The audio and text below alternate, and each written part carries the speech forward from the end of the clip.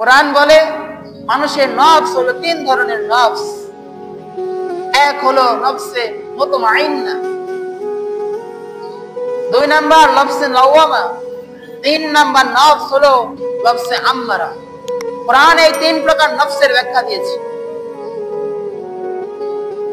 নফসে মুতমাইন্নার লোক কারা? নফসে মুতমাইন্নার লোক ওই সমস্ত লোক যাদের দিল কখনো গুনার কাজ করে না। যখনই গুনার কাজ সামনে আসে, মিথ্যা সামনে আসে, সুদ ঘুষ এরকম ভাবে শরিয়ত বিরোধী কাজগুলো তাদের সামনে আসে, তাদের দিল ব্যাকুল হয়ে যায়, দিলগুলো কান্না করে। এই কাজ করলে আমার আল্লাহ বেজার হবে, আমার রসুল বেজার হবে, এই কাজ আমি করতে পারবো না, এই কাজ কোরআন বিরোধী, এই কাজ রসুলের হাদিস বিরোধী, এই কাজ করা যাবে না। তার দিল সব সময় জিকিরে ফিকিরে থাকে। এই হলো নফসে মুতমাইন্না। আল্লাহ পাক রব্বুল আলামিন সূরা ফাজরের মধ্যে বলে দিয়েছে, যারাই নফসে মুতমাইন্নার লোক হবে, কাল কিয়ামতের ময়দানে আমি তাদেরকে ডাক দিয়া বলবো, হে নফসে মুতমাইন্নার লোক, তোমাদের কোনো বিচার কার্য হবে না, তোমরা তাড়াতাড়ি ডাইরেক্ট জান্নাতে চলে যাও। সুবহানাল্লাহ। আল্লাহ তাআলা তাদেরকে ডাক দিয়ে বলবে, হে নফসে মুতমাইন্নার লোকেরা, তোমরা দুনিয়াতে অনেক কষ্ট সাধনা করছো, আমার জন্য অনেক কষ্ট করছো, গুনাহ থেকে বেঁচে থাকছো, আমি রবকে ভয় করেছো, আমার রাসূলের পথকে অনুসরণ করেছো। আজকে আর এই বিচার কার্যে তোমাদের হিসাব নিকাশ নিয়ে কষ্ট দিতে চাই না, তোমরা ডাইরেক্ট জান্নাতে চলে যাও। এই হলো নফসে মুতমাইন্না। দুই নাম্বার নফস, নফসে লাওয়ামা।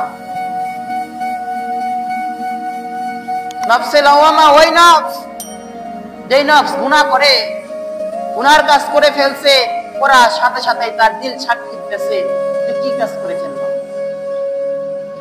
আল্লাহর অপছন্দনীয় কাজ হয়ে গেছে, রাসূলের হাদিস বিরোধী সুন্নাহ বিরোধী কাজ আমি করে ফেলছি, এই কাজটা আমার দ্বারা করাটা উচিত হয় নাই। একজন মুসলমান হিসাবে, একজন উম্মত হিসাবে, আল্লাহর বান্দা হিসাবে এই কাজটা আমি করতে পারি না। যখনই দিল এই সাক্ষী দিবে, ওই বান্দারা সাথে সাথে তওবা করে। যারা এইরকম করে তারা হলো নফসে লাওয়ামা। একটা সময় আসবে আল্লাহ পাক রব্বুল আলামিন চাইলে এদেরকে মাফ করে দিবে, হিসাব নিকাশের পর এদেরকে মাফ করে দিবে। আর তিন নাম্বার নফস হলো নফসে আম্মারা, যে নফস ভালো এবং মন্দের তফাৎ খুঁজে পায় না।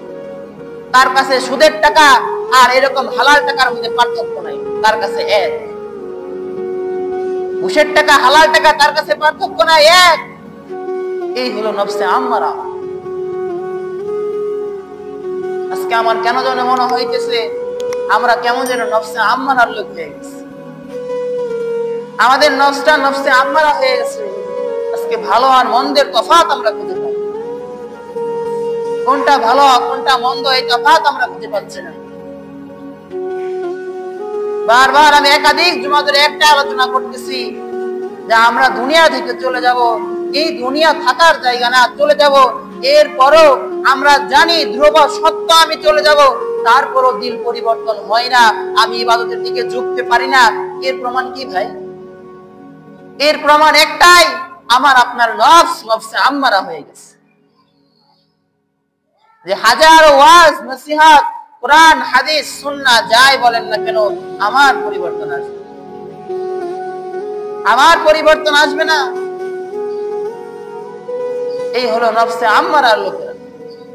আর এদের জন্য আল্লাহ রাসূল বলে, যারা নফসে আম্মারাকে পোষণ করে তাদের জন্য জান্নাত। আমরা এখনো টেরই পাচ্ছি না, ধীরে ধীরে জাহান্নামের দিকে আমরা এগিয়ে যাচ্ছি, এখনো টের পাচ্ছি না।